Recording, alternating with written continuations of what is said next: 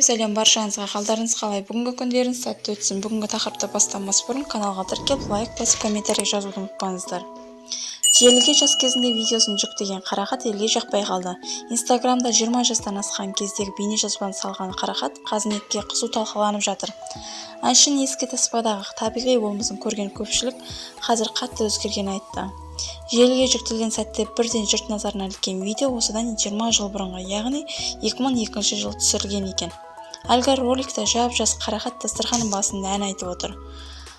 Бұл Қарақаттың қасында тұңғыш баласы Бекболат отыр. Ол кезде Бекболат Болмановтың 1 жасар кезі екен.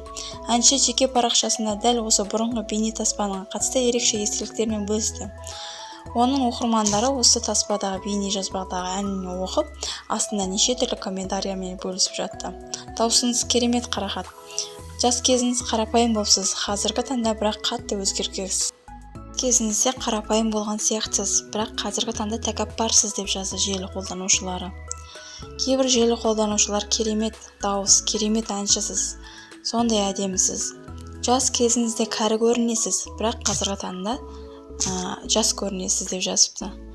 Косметиканың дамыған заманы ғой қазір. Барлық әншілердің барлығы жас көрінеді. Косметиканың арқасында деп жазуда оқырмандары. Соңына дейін тыңдағандарыңызға көп рахмет. Лайк басып, комментарий жазып, каналға тіркелуді ұмытпаңыздар. Сіздерге әрдайым жақсы жаңалықтармен бөлісетін боламыз. Қарақат жайлы өз пікірлеріңізді комментарийға жазуға ұмытпаңыздар. Қарақат шынайы, шынымен тәкаппар ма, сіздердің ойларыңызша? Қалай ойлайсыздар?